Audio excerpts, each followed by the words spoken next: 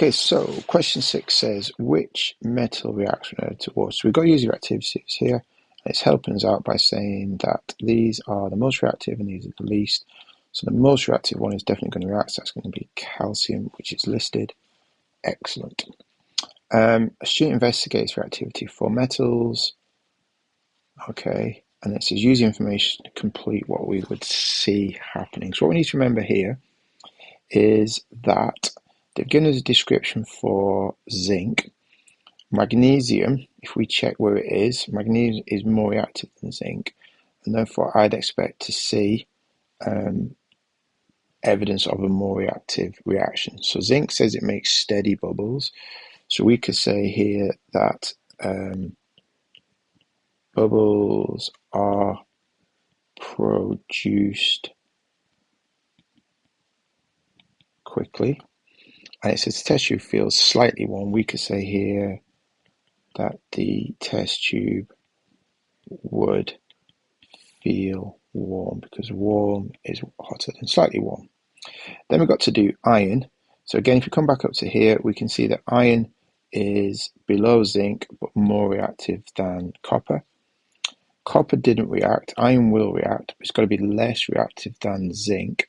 So here we can say, to give it that comparison, if we had a steady rate of bubbles with zinc here, we could say that a few bubbles are formed, so we wouldn't get too many bubbles forming. And it says the test tube would feel slightly warm. We could put the test tube would feel very slightly warm. Okay. How do we show that hydrogen is the gas? Remember, do not say do the pop test. You don't get any marks for that. You have to say place a lit splint into the gas.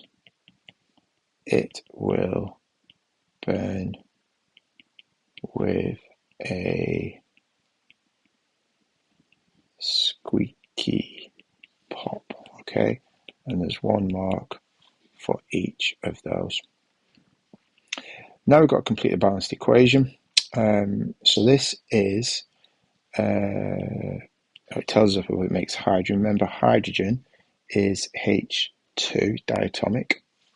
Then let's just count. We've got a magnesium, a hydrogen, and a chlorine here. This side we've got a magnesium, we've got 2 hydrogens and 2 chlorines. So my hydrogens and chlorines are not the same. So how do I get 2 lots here? If I put a big 2 in front, that's going to give me 2 hydrogens, 2 chlorines, and therefore we've balanced the equation. Marks wise, 1 mark for that and 1 mark for that.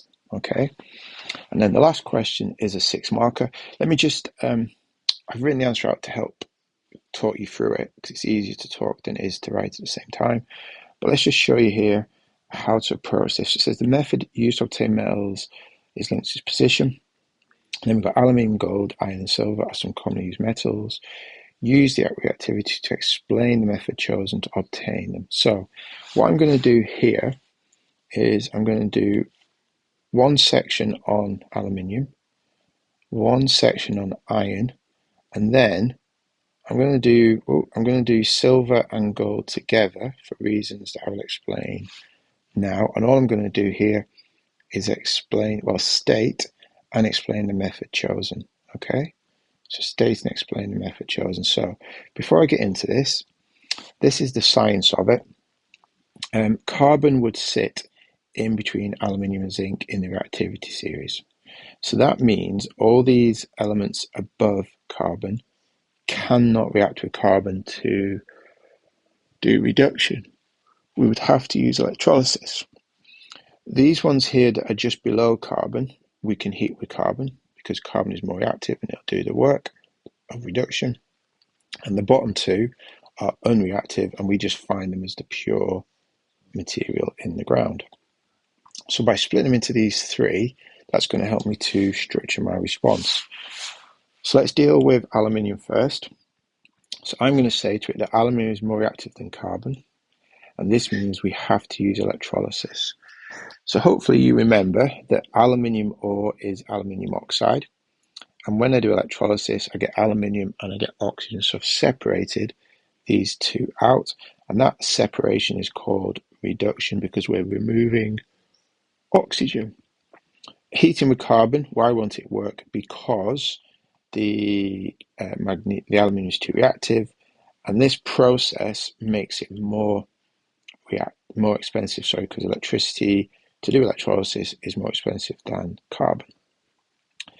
Iron. So iron, if you remember, was less reactive than carbon. So we can say that, and therefore we're going to heat it with carbon, and that means it's going to make carbon dioxide and the iron. So the iron has been reduced because we got rid of the oxygen, and this is a cheaper process because carbon is not an expensive raw material. And the final one, silver and gold, these ones are very unreactive, so they don't react at all, and we find them as a pure element, and therefore we do not need to do any kind of reduction process. In here, there are 14 bullet points mentioned. So again, let's check and make sure we've got loads and loads of knowledge in our response. So if you've got between 12 and 14 points, you get 6 marks, and then 10 to 11 is 5. Get the idea? So count how many bullet points you've got and give yourself a number of marks.